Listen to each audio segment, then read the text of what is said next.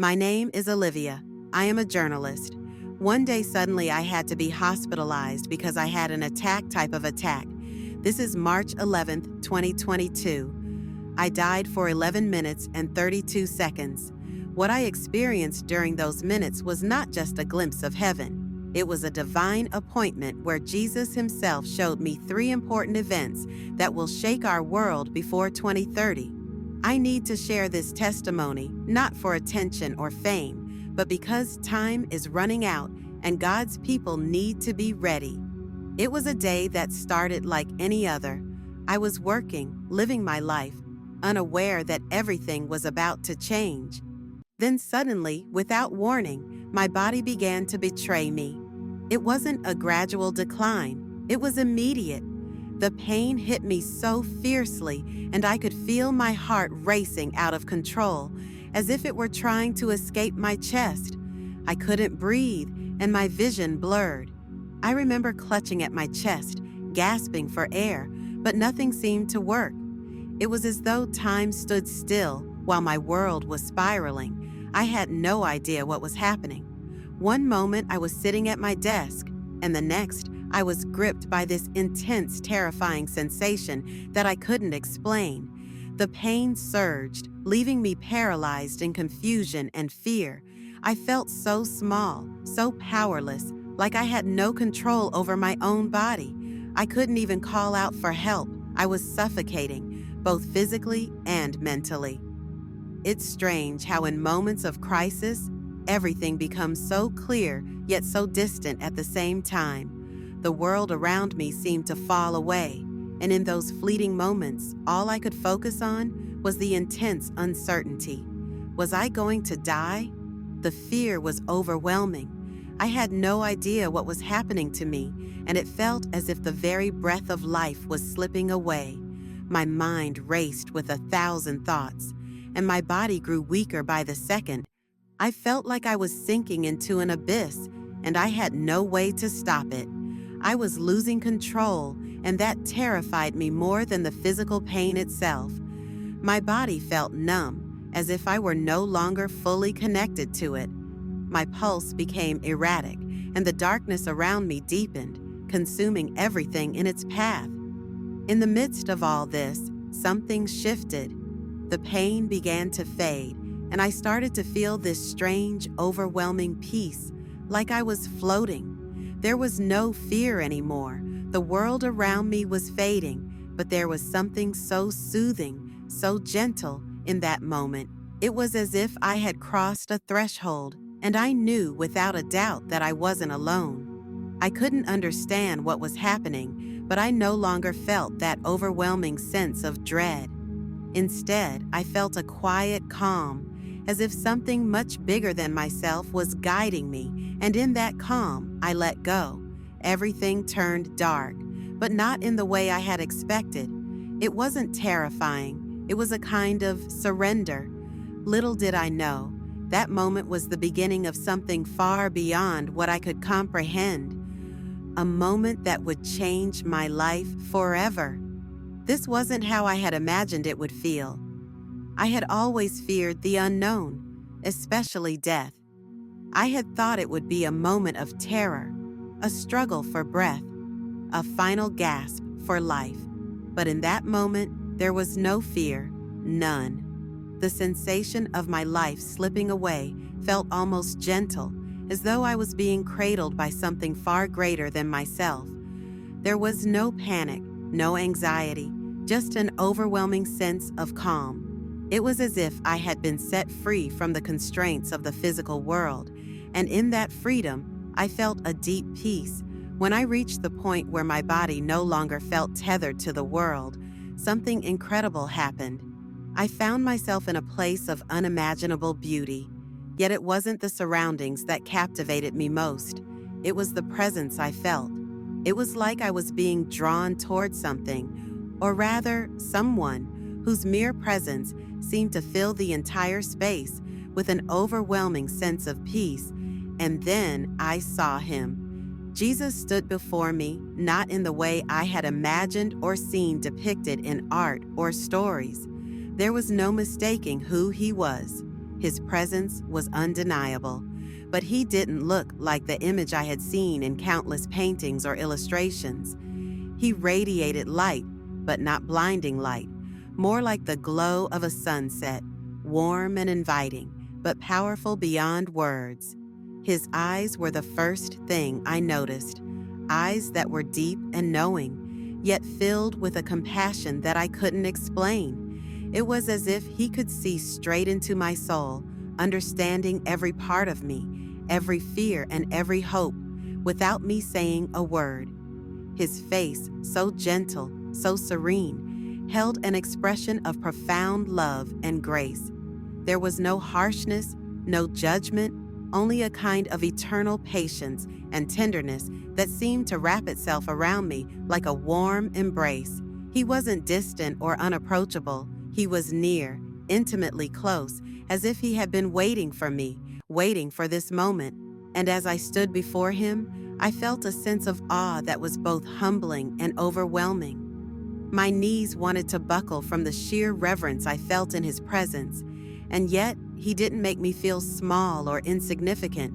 Instead, he made me feel seen, cherished, valued beyond anything I had ever known. It was as though every part of me, every fear, every doubt, every broken piece of who I was held with tenderness in his gaze. The peace that radiated from him was unlike anything I had ever experienced. It wasn't just the absence of fear. It was a deep, comforting certainty that everything was exactly as it should be. I was safe. There was no need to question or doubt, because in his presence I felt whole. I felt at home. The world's worries, my own struggles, everything that had once seemed so important, faded away in that moment. I realized that nothing could ever separate me from this love, this peace, this security. I was seen, I was known, and I was loved beyond measure. And that realization was the most transformative thing I've ever known. As I stood in the presence of Jesus, I felt a stillness that allowed me to focus entirely on him. He looked at me with such compassion, and with a sense of urgency, he began to reveal things to me, things I could never have imagined on my own. These weren't just vague impressions or distant ideas. These were clear, vivid visions of what the world would face in the years to come. The first event he showed me was unlike anything I could have fathomed. I saw the state of the world, gripped by natural disasters on an unprecedented scale. The earth seemed to be in turmoil, as if it were crying out in pain. There were violent storms, floods, and earthquakes happening simultaneously across continents. I saw people in cities struggling to survive as their homes were destroyed, and nations scrambling to find solutions that seemed to slip through their fingers. The damage was widespread, and the despair in the faces of those affected was heartbreaking. But what struck me most was the sense of helplessness, like humanity was no longer in control of what was happening around them. It was a wake-up call, and I knew deep in my spirit that this was coming soon, before 2030. The second event was even more unsettling. Jesus showed me a growing division among people, not just politically, but socially and spiritually. I saw the world becoming more fractured, with people turning on one another, unable to understand or respect each other's beliefs and differences. The tension between different nations and groups became palpable, and it was clear that this division would lead to conflict that would change the global landscape. The division wasn't just external, it was internal too. People were losing their sense of purpose, their moral compass, and it felt like humanity was walking away from unity and compassion. Then Jesus revealed the third event, which filled me with both awe and fear. I saw a great awakening of faith, a revival of sorts, but not one of peace. There was an intense surge of spiritual activity, but it wasn't all good. It was a battle for souls. I saw people being drawn toward false teachings and ideologies, seeking answers in places that led them further away from truth. But amidst this chaos, I also saw pockets of people, faithful believers, holding on to the truth with unwavering conviction, standing firm in their belief. The spiritual tension in the world would reach a climax, as if it were a final test before something monumental. These events were not abstract to me. They were as real as the air I breathe. I felt the urgency in Jesus' voice, the weight of the responsibility he placed on me to share what he had shown me. These events were coming, and time was running out. The world needed to prepare, not in fear but in faith, knowing that God's plan is always bigger than the storm. As Jesus revealed these events to me, I could feel the weight of his words, and his urgency was impossible to ignore. It wasn't just the severity of what he was showing me, but the tone in his voice. There was a deep compassion, but also a profound sense of urgency. He was not speaking of distant future events. He was speaking about the immediate future, things that were coming soon, and they would shake the foundations of everything we know.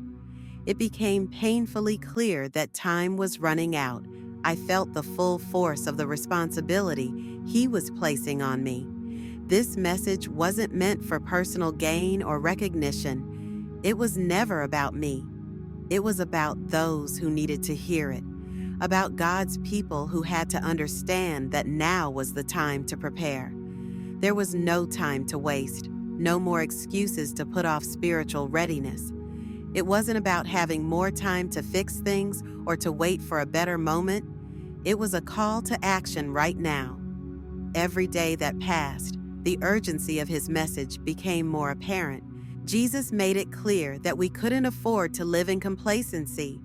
The world was on the brink of massive change, and so many people were not prepared, not in their hearts, not in their minds, and not in their faith. There was a sense of spiritual slumber that had overtaken many.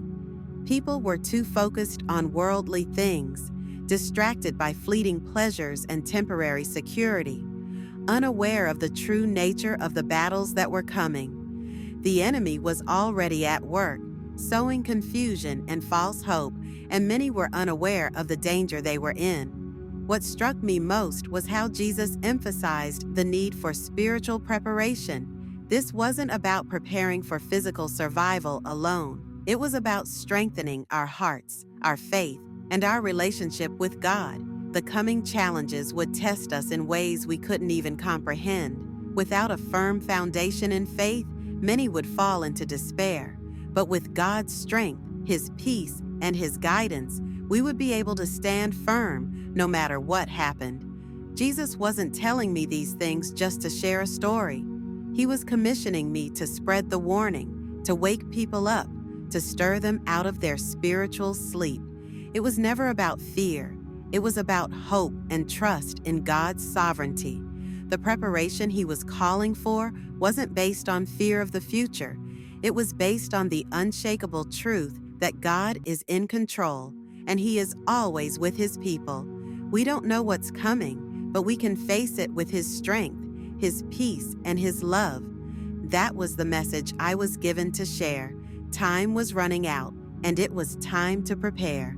Despite the gravity of the events Jesus showed me, there was something powerful in his message that has stayed with me, even as I share this testimony.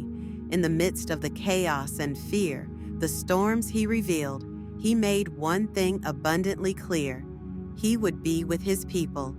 He was not simply warning us about the trials ahead, but also reminding us of the hope and redemption that he offers. This was not a message meant to bring fear, but to give peace and confidence, even in the face of the unknown. As he spoke to me, I could feel a deep sense of calm settling over me. It was as if every fearful thought I had about the future was being replaced by a quiet assurance that everything would be okay. There was a certainty in his words that resonated deeply within me, a certainty that was anchored not in my own strength, but in his. The events he showed me were frightening, yes, but they were also part of a much larger plan, one that he is in control of. Nothing that happens in this world is outside of His power or His purpose. He reminded me that no matter what happens, His presence would never leave us. We are not abandoned in our struggles, and we are not left to face the storms alone. Jesus is our anchor, and His love is a shield that will protect us through the fiercest of trials. I realized that while the world may experience pain and hardship, we as His children are not left without hope. The peace He offers is not a temporary calm, but a deep, abiding peace that comes from knowing that we are loved and cared for by the Creator of the universe. In the weeks and months after my experience, this message of hope has been my strength. I no longer fear the future in the way I once did. Yes, the events I was shown are coming, and they will be difficult, but I know now that God's plan is bigger than all of it. His love and His purpose are far greater than any trial we will face. I carry that confidence with me every day, that no matter what the world goes through, God is with us, and we are safe in His hands. He is the hope that will carry us through the darkest moments, and that is a comfort beyond anything I can express. As I reflect on everything I've shared, I realize that this testimony is not just a story. It is a call to action.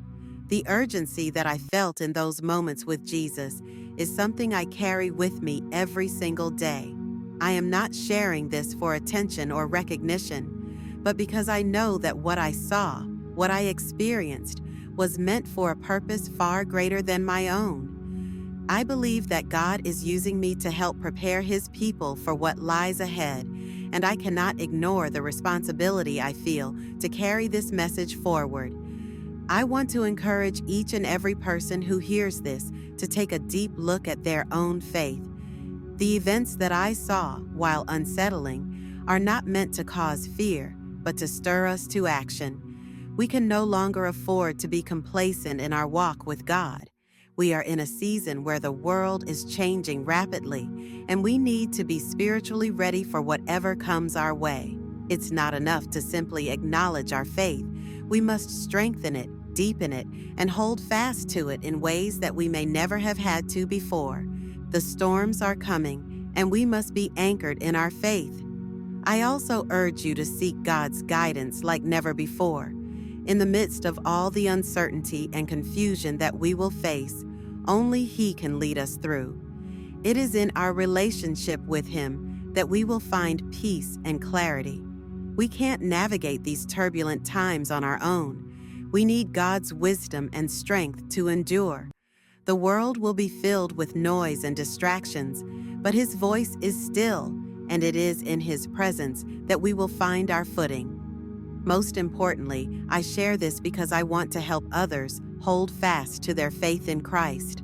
The trials we face will challenge us in ways we cannot yet imagine, but we are never alone. Jesus has promised that He will be with us through it all, and it is in His love and His power that we find our hope. I know now, without a doubt, that no matter what happens in the world, we are safe in His hands. This is the message I have been entrusted with, and I carry it with a deep sense of purpose. I hope you will take it to heart and be ready spiritually and mentally for what lies ahead. Let us walk in faith together, with the assurance that our Savior is with us every step of the way.